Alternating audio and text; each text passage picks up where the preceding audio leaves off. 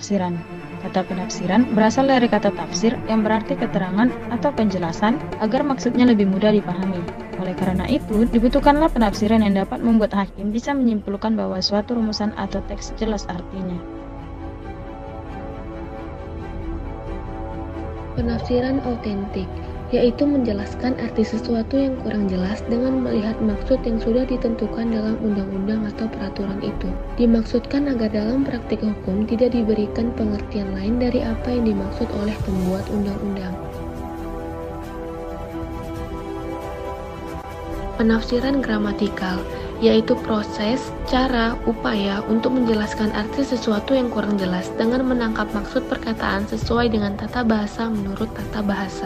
Ditujukan untuk mengetahui makna ketentuan undang-undang dengan menguraikannya menurut bahasa, susun kata, atau bunyinya.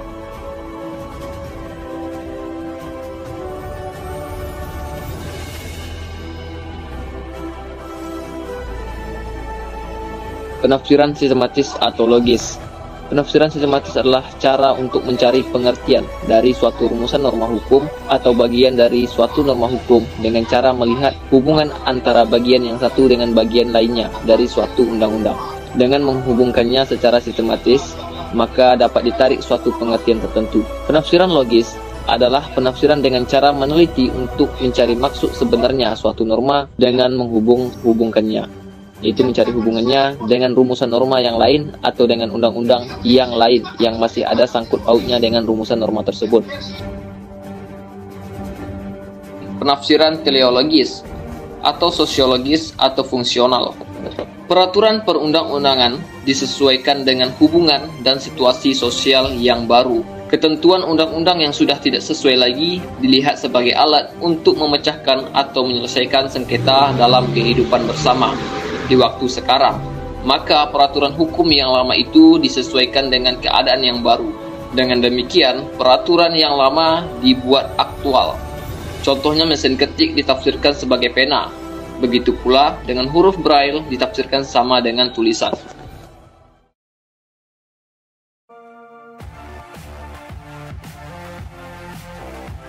Penafsiran futuristik menafsirkan dengan berpedoman pada undang-undang yang belum mempunyai kekuatan hukum, yaitu merujuk pada suatu rancangan undang-undang yang belum disahkan atau pada undang-undang yang sudah disahkan, tetapi masa berlakunya secara efektif masih ditunda selama beberapa waktu.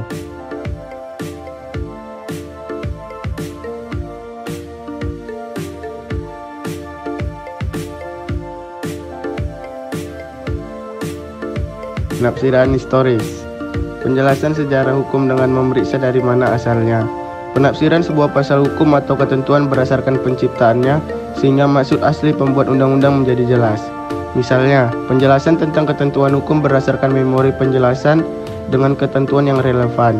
Makna undang-undang dapat dijelaskan atau ditafsirkan dengan jalan meneliti sejarah terjadinya. Dengan demikian, penafsiran historis merupakan penjelasan menurut terjadinya undang-undang.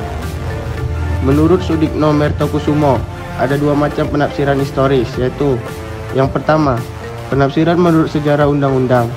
Maksud penafsiran menurut sejarah undang-undang adalah penafsiran dengan melihat maksud ketentuan undang-undang seperti yang dilihat oleh pembentuk undang-undang pada kehendak pembentuk undang-undang yang tercantum dalam teks undang-undang.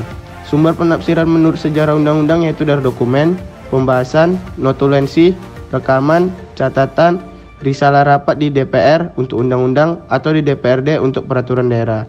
Yang kedua adalah penafsiran menurut sejarah hukum, yaitu memahami undang-undang dalam konteks seluruh sejarah hukum.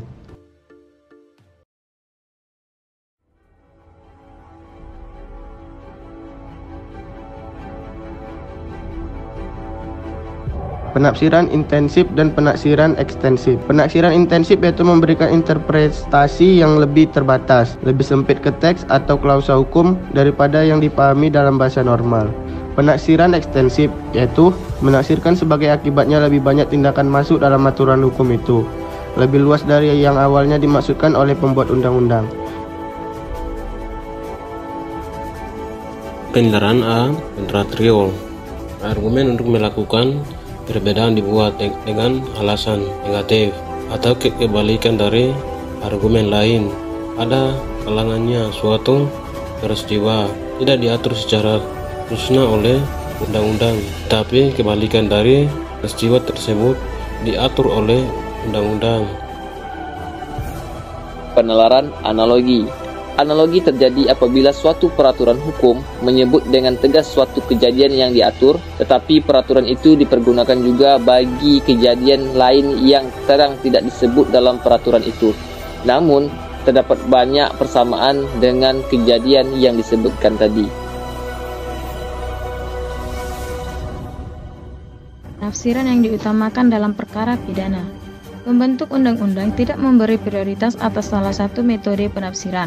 Dalam penemuan hukum, hakim hanya akan menjatuhkan pilihannya berdasarkan pertimbangan metode yang paling meyakinkan dan hasilnya paling memuaskan. Pada akhirnya, hakim itu akan menelaah apakah hasil akhir yang telah dicapai memenuhi syarat kepatutan atau masuk akal atau tidak.